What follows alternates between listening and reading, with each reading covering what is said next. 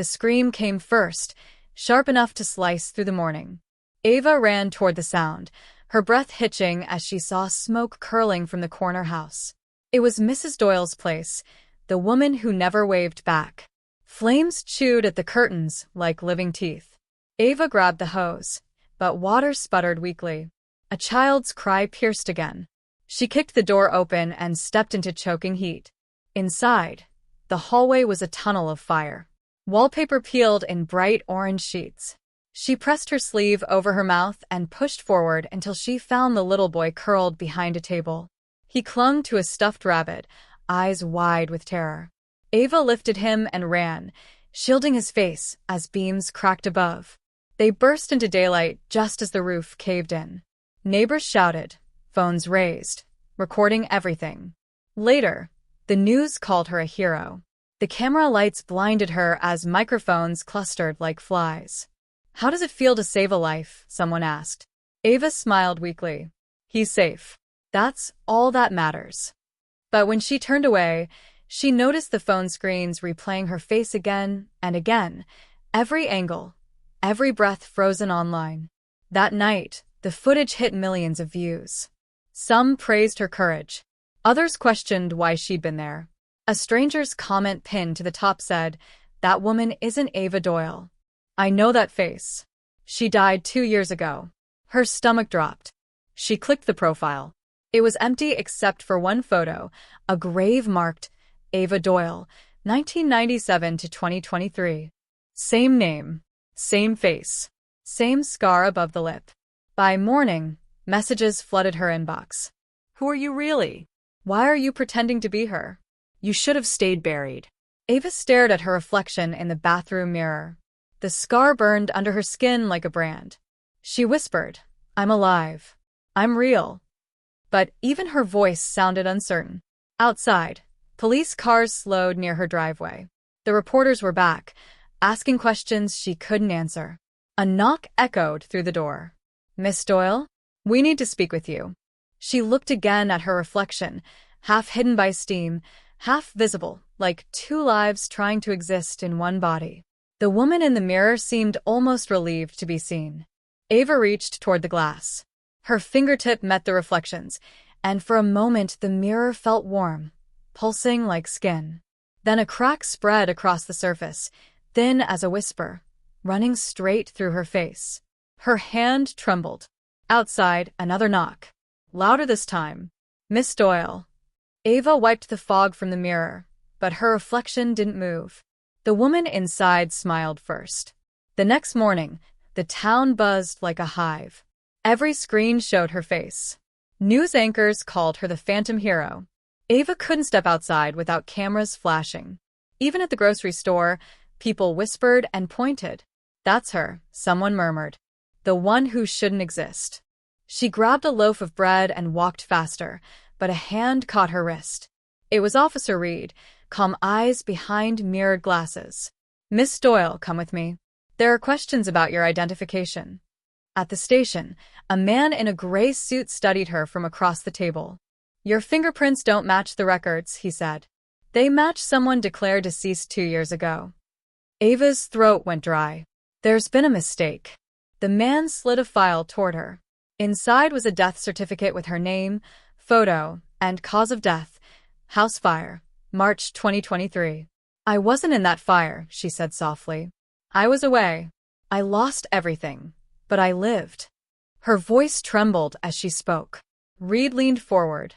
"Where were you for the last 2 years, Ava?" She hesitated. Images flashed, a hospital bed, bandages, a man whispering, "You're lucky to be alive, but we can't show that face again." "I was recovering," she said. "They called it facial reconstruction. They said no one could know until it healed." The men exchanged glances. "Who's they?" Reed asked. Ava blinked. "The clinic. Dr. Marlowe." But when they checked, the clinic didn't exist. No license, no address, nothing. By evening, she returned home under escort. Her neighbors watched from behind curtains. Someone had spray-painted her mailbox, "Ghost." The word dripped red like blood. Inside, her phone buzzed with another message from the same blank profile. You shouldn't have come back. The face you wear isn't yours. Her chest tightened. She ran to the bathroom mirror again. The crack had spread wider. Under the fractured light, her reflection looked unfamiliar. Eyes darker, cheekbones sharper. She touched her skin, half expecting it to peel away. The reflection smiled a second too late, almost mocking her. Her phone rang. Ava Doyle, a woman's voice said. My name is Elena Frost. I was the nurse on duty the night you were declared dead. Ava froze. That's impossible. I saw your chart. Your body was never released to family. It disappeared from the morgue. Ava's knees weakened. Who took it? Silence. Then, you need to come see me before they find you again. Who's they? The line clicked dead. A car door slammed outside. Ava peeked through the curtain. A black van idled under the streetlight, no plates. Windows tinted. She stepped back, heart pounding. Someone knocked softly at the door. Not police this time, slower, deliberate. Her phone buzzed again. A new message. Don't look behind you. Ava turned toward the mirror. The reflection was gone. Ava froze, staring at the empty mirror. Her breath came shallow and fast. The reflection had vanished completely, leaving only a faint mist clinging to the glass. Behind her, the knock sounded again, 3 slow beats like a countdown. She backed away, heart hammering. Who's there? No answer. The doorknob turned slightly, then stopped. Silence pressed against the walls until even her pulse felt too loud. She grabbed her phone and dialed Elena's number again. It rang once, twice, then connected. Elena? Ava whispered. They're outside. The nurse's voice trembled. Listen to me. Leave the house now. Go to St. Mary's, East Wing, room 304. Don't talk to anyone. I'll explain everything there. Ava threw a coat over her shoulders, stuffed her phone into her pocket, and slipped out through the back door. Cold rain slicked the pavement, and her breath fogged in the air. She ran barefoot across the yard, avoiding the beam of a flashlight sweeping from the front. Her car keys jingled softly. She slid into the driver's seat and turned the ignition, praying it wouldn't stall. The engine coughed, then roared to life. Headlights cut through the dark as she sped down the narrow road. In the mirror, she caught a glimpse of the van following, steady, patient. She pressed harder on the gas. The rain blurred the world into streaks of gray and white. Every turn felt sharper than it should. She reached St. Mary's Hospital 30 minutes later, tires screeching as she stopped under the awning. The building was half abandoned, windows boarded, lights flickering in the corridor beyond the entrance. Inside, the smell of antiseptic mixed with dust. Elena, she called softly. A shadow moved at the end of the hallway. A woman stepped out, older now, with tired eyes and trembling hands. You made it, she whispered. I didn't think they'd let you leave. Ava stepped closer. What's happening to me? Elena held up an old photograph, a hospital bed, a woman lying unconscious. This is you, Ava. But the surgery wasn't reconstruction. It was replacement. They used someone else's skin. Ava's mouth went dry. What are you saying? There was another patient, identical injuries, no surviving relatives. The project was called Erasure.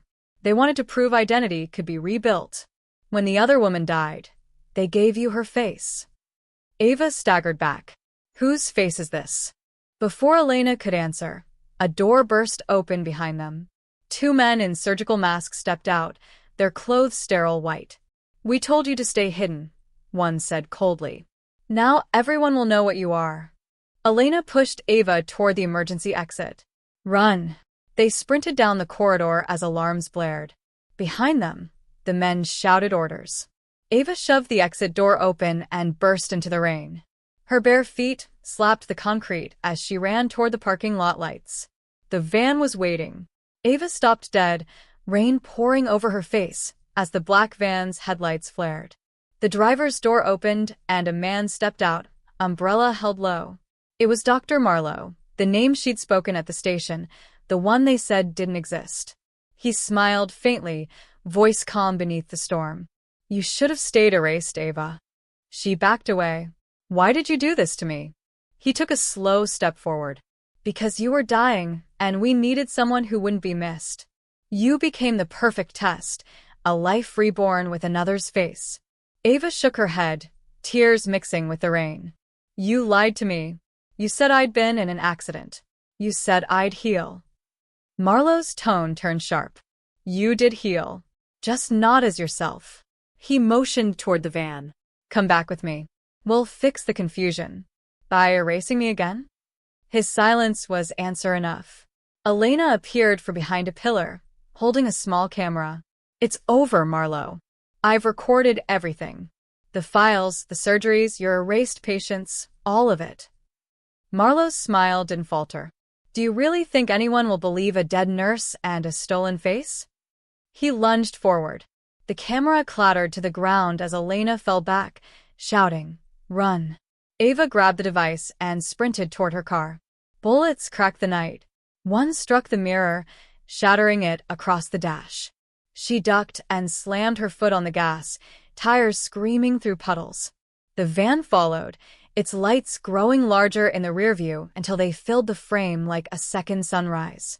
Ahead, the old bridge loomed, half collapsed, marked with danger signs. The river below churned with black water. Ava clenched the wheel. Behind her, Marlowe's headlights drew closer. She could see his face now, calm, surgical, like he was about to complete a procedure. She pressed harder. The bridge groaned beneath her tires. Boards cracked. The van tried to follow, but the weakened planks couldn't bear its weight. In a spray of sparks and metal, it plunged through, vanishing into the current below. Ava's car skidded to a stop on the far end. Steam rose from the hood. She stumbled out, shaking, watching the river swallow the wreckage. Then something caught her eye, a reflection in the car window. Her face flickered. For a heartbeat, she saw another woman staring back, softer eyes, a scar on the opposite side, lips trembling as if trying to speak.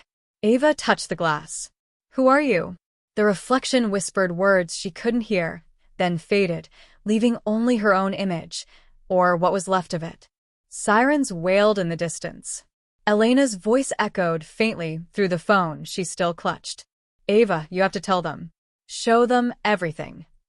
Ava looked at the cracked camera in her hand. Its red light still blinked, recording. She turned toward the flashing lights of the approaching police cars, rain streaking her borrowed face. "I will." The flashing blue lights painted Ava's skin in shards of color. Officers surrounded her car, shouting commands, hands raised toward their weapons. "Drop what's in your hand," someone yelled. Ava lowered the broken camera slowly, voice trembling. "I have proof, please just listen." Two officers cuffed her, ignoring her words, while another examined the wreckage below. "There's no survivor," he said, "just wreck metal and a name tag, Dr. Benjamin Marlowe." At the station, they placed her in an interrogation room again, colder than before. The detective entered, Reed, this time without glasses. He looked tired. "You're lucky we found you before anyone else did," he said. "But people are asking questions. Who are you really?" Ava pushed the cracked camera across the table. "Play it. Then you'll understand." Reed hesitated, then connected it to the monitor. Static filled the screen, followed by flickers of operating lights, surgeons in masks, voices whispering. Subject 12, transfacial grafting, success rate 81%. Then the image froze on a face, her own, half-stitched, half-burned. A second face lay beside it on the table. Reed's expression darkened. "Jesus Christ.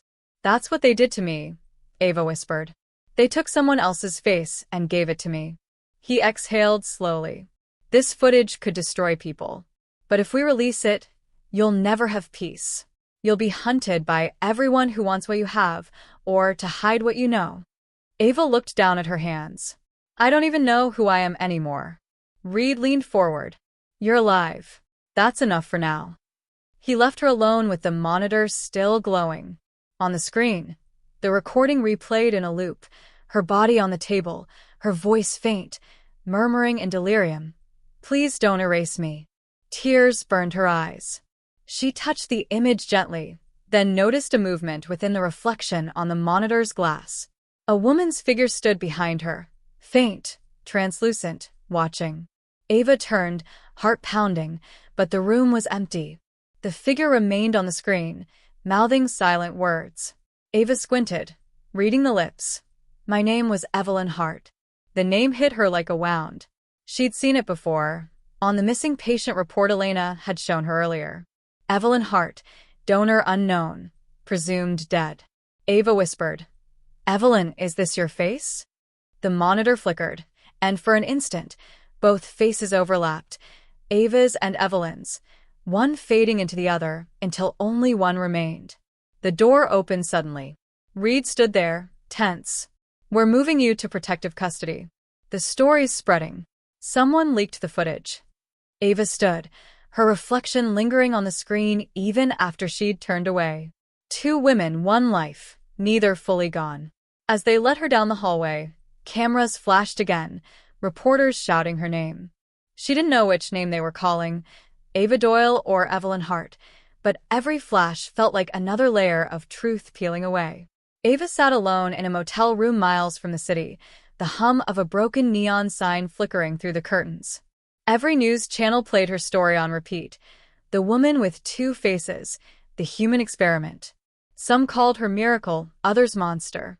Her phone buzzed constantly, messages from journalists, hate groups, even pharmaceutical companies offering money for her DNA.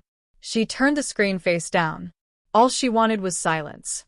Elena sat across the small table, hands wrapped around a cup of cold coffee. The footage is everywhere now. They can't bury it. Ava stared out the window. Then why do I still feel buried? Elena sighed. Because they took more than your face, Ava. They took your story. If you want your life back, you have to take it from them. A knock rattled the door. Both women froze. Elena motioned for quiet, then peered through the peephole. It's Reed. The detective stepped in, rain dripping from his coat. You have 30 minutes before federal agents arrive. They're claiming national security. If they take you, you'll vanish again. Ava's heartbeat quickened. What do we do? Reed set a small drive on the table. This contains every file from Marlowe's database, patients, experiments, funding. If you want justice, go public yourself. Speak before they silence you. Elena shook her head. If she does that, they'll hunt her forever. Ava looked at the drive, its red light pulsing softly, like a heartbeat. She remembered the girl in the mirror, Evelyn's face blending with her own. Maybe that's the point. They erased us once. They don't get to do it again. She packed her bag, slipped the drive into her pocket, and met Reed's gaze. Help me get to the broadcasting tower. They drove through the storm, headlights slicing through sheets of rain. The city's skyline glimmered ahead, alive with screens that had once turned her into a ghost. Ava's reflection flickered in the window, half her, half Evelyn. At the tower entrance, Reed handed her a pass. You'll have 5 minutes before they cut the signal. Ava nodded, stepping into the humming control room. Rows of monitors showed live news feeds. She sat before the camera, hands trembling, voice raw but steady. My name is Ava Doyle, or maybe it's Evelyn Hart. They told me one of us had to die so the other could live. But both of us are here, and they can't erase what's been done. Her face filled every screen in the city. She spoke of Project Erasure, of lost patients and false rebirths. The feed trembled as agents burst through the door, shouting orders. Reed blocked them at the hall. Elena cut the lights. Ava looked straight into the lens. You tried to control identity, but identity isn't what you give us. It's what survives you. The signal cut to static. Outside, the city glowed with her image, multiplied, mirrored, unstoppable. For the first time in months, the world stopped scrolling and listened. Ava's broadcast spread faster than anyone could contain it. Every major outlet replayed her trembling face, her quiet defiance, her final words before the screen went black.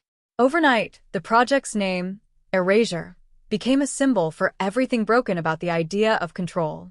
Protesters filled the streets with mirrors painted red, chanting, "You can't erase the living." Ava, Elena, and Reed hid in an abandoned chapel on the city's edge. Candlelight danced over the cracked stone walls as news echoed faintly from a transistor radio. Government officials deny involvement in illegal transplant experiments. Dr. Benjamin Marlowe remains missing. The whistleblower, known as the Two-Faced Woman, is still at large. Elena turned off the radio.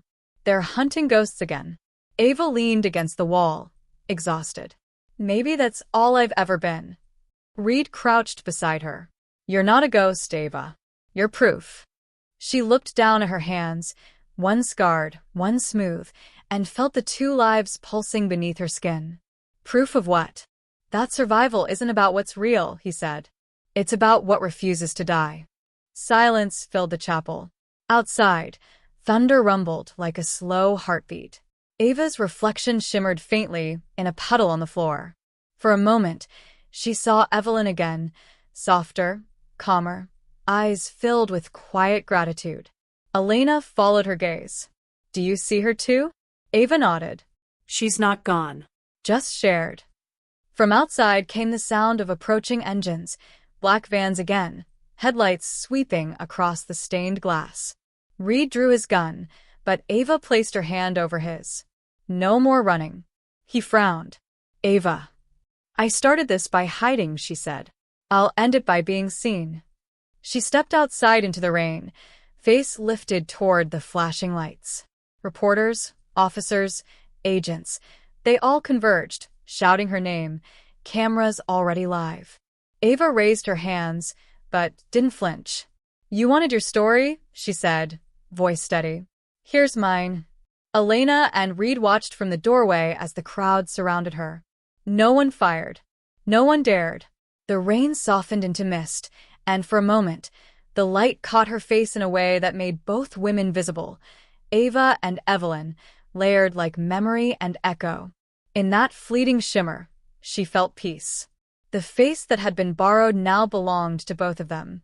Not stolen. Shared. A reporter's voice broke through the hush. Who are you? Ava smiled faintly. Someone who remembers.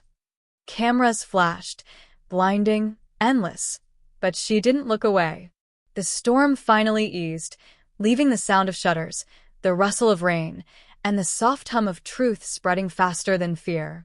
In the chapel behind her, the candles flickered once and went out. And in the puddle at her feet, two reflections became one. They took her that night, but not with violence. The agents surrounded Ava like glass around a flame, careful, controlled, terrified of what she represented. She didn't resist. Cameras still watched, and she knew silence would only strengthen her story. Inside the van, the hum of the engine filled the space where fear used to live. She stared at her reflection in the window, faint and trembling. Evelyn, she whispered, are you still here? A flicker answered in the glass, a ghost of a smile, brief but real. At headquarters, they kept her in a bright room with no clocks. Every wall was mirrored, every question the same. Who are you? What do you remember? Who helped you? Ava gave them nothing but truth. I remember being erased. I remember waking up in someone else's skin. And I remember deciding that wasn't the end. The interrogator leaned forward, voice low. Do you understand what you're broadcasted? Governments are collapsing inquiries. Private investors are abandoning the biotech sector. You made the world question the idea of identity. Ava met his gaze. Good. He sighed. You've become dangerous. Only to those who lie. Outside, protests shook the streets. The mirror symbol appeared on every wall, two faces overlapping, painted in crimson. Across the globe, survivors of failed surgeries and hidden experiments stepped forward.